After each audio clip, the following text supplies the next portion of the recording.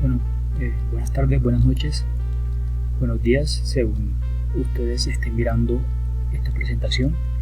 Mucho gusto, mi nombre es Armando Romero Pérez, soy estudiante de la especialización didáctica y TIC de la Universidad de Cartagena. El día de hoy vamos a hablar de las características del currículo en diferentes sociedades. Algunas características porque el currículo a través del tiempo es algo que ha ido evolucionando y que tiene muchos matices. Entonces el currículo ha evolucionado a lo largo de la historia, adaptándose a las necesidades y valores de cada sociedad. En este documento se explorarán las características del currículo en diferentes sociedades, desde la sociedad esclavista, pasando por la sociedad feudal, hasta llegar a la sociedad capitalista. El currículo en la sociedad esclavista. Entonces aquí hay que hacer una diferenciación entre el currículo para los esclavos y el currículo para los amos o hombres libres. Para los esclavos es un currículo que no está escrito en ninguna parte, que no es formal. Entonces está enfocado en las habilidades manuales y físicas para el trabajo. Como decía, ausencia de educación formal. Se enfocan en valores que justifican la esclavitud, es decir, la obediencia, por ejemplo. También este currículo se basa en la inexistencia de educación para el desarrollo del pensamiento crítico y la creatividad, porque ellos solamente se requería que obedecieran órdenes. De otro lado, en esta etapa de la sociedad esclavista también encontramos que para los amos y hombres libres existe un currículo más estructurado en las diferentes culturas, ¿no? Entonces, en diferentes culturas se encuentra implícito en la mitología, leyendas, narraciones epopélicas. Por ejemplo, en la cultura china el currículo se enfoca mucho en el trabajo colectivo, la serenidad y la creatividad. En la cultura hindú se cultiva mucho la espiritualidad desde la meditación. En la cultura griega, de la cual pues todo occidente pues bebe, se desarrolla el pensamiento crítico. Y la cultura inca hay enseñanza de la lengua, de la religión, la historia militar y estrategia militar. Este currículo se parece mucho al griego.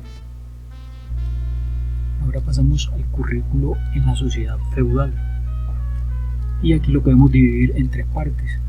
Un primer momento de la educación donde se hace cierto distanciamiento entre la sociedad grecolatina y donde los sacerdotes toman ese papel docente, ¿cierto? En un segundo momento de la educación, en esta sociedad feudal, se vuelve otra vez a la cultura grecolatina. Entonces hablamos del Renacimiento. O sea, hay una búsqueda de nueva identidad de la educación religiosa basada en el teocentrismo. O sea, se sigue enfocando en una educación religiosa donde se incorporan elementos de la cultura y del pensamiento lógico y de la dialéctica de la cultura grecolatina. Y por último, en la última etapa se crean las universidades. Tuvieron lugar en este periodo teniendo origen en la lucha entre los reyes y los papas por el control del poder político y religioso. Entonces hubo un choque de poderes entre el poder religioso y el poder político, representado por los reyes, donde ninguno de los dos quería dar su brazo a torcer. Entonces la universidad se crea para mediar entre estas dos partes y esclarecer dónde están los límites de uno y del otro, y también para desarrollar y argumentar sobre la verdad de las cosas. Ahora pasamos al currículo en la sociedad capitalista. En esta etapa en la cual nos encontramos hay diferentes vertientes y diferentes pensamientos y solamente vamos a escoger algunos. Entonces podemos hablar en este periodo de que existe una combinación de la enseñanza racionalista y teológica, que incluye la enseñanza de la ciencia y la tecnología en la cultura capitalista, combinado con el teologismo, que incluye la enseñanza confesional para fortalecer la verdad religiosa en la cultura capitalista. Entonces vemos que el inicio de este periodo en las colonias del norte, que son unas colonias que se industrializaron en un principio, las ciudades se forman primero con la creación de la industria, y alrededor de esa industria llega la población, llega la iglesia y también llega la escuela.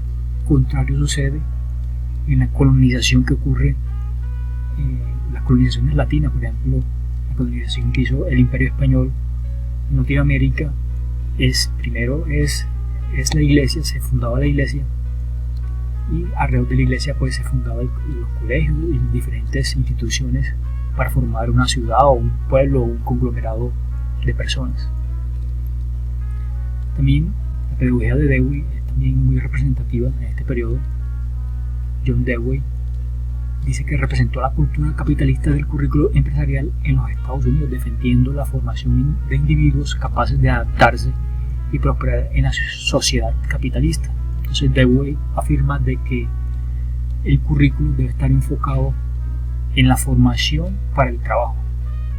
También Harold Rook habló sobre el constructivismo social de Rook. Propuso reformar la educación para formar una sociedad más democrática. Entonces para Rook es importante que el estudiante se reúna y converse, y a través de esa argumentación se fortalezca los elementos que representan la democracia y también la capacidad para argumentar. También es importante hablar del currículo capitalista eficientista, que se enfoca en formar a los estudiantes para que sean productivos y eficientes en el mundo laboral. Entonces aquí se habla de objetivos, de indicadores de logro, de eficiencia, eficacia, de varios conceptos que son tomados de la industria y se llevan al currículo, pues este tipo de currículo, que el currículo capitalista eficientista, que lo que busca es optimizar los recursos que se tengan. También está la investigación-acción en el aula, que es una metodología que combina la reflexión crítica con la acción transformadora en el contexto educativo. ¿Esto qué quiere decir? Que es visto al profesor como un investigador dentro del aula. Entonces es un investigador de que se reúne con sus pares para debatir y para dar respuesta a problemas propios del aula, y que también involucre a los estudiantes. Bueno, ¿qué podemos concluir al respecto de esta presentación? El currículo en sus diferentes etapas históricas refleja las necesidades de cada época. Entonces el currículo ha evolucionado para adaptarse a las necesidades y valores de cada sociedad, desde la sociedad esclavista hasta la capitalista. También, como pudimos ver, hay una diversidad de modelos y de etapas, ¿cierto? En cada época se reflejan distintos modelos educativos adaptados a cada sociedad. La importancia del análisis histórico-cultural del currículo: es fundamental realizar un análisis de la historia del currículo para entender su actualidad y sus distintas visiones. Entonces, así como la sociedad va evolucionando, va tomando diferentes rumbos, así también el currículo, como hemos visto, va cambiando según las necesidades de la población. Entonces, muchas gracias. Esta es la bibliografía. Nos vemos en una próxima.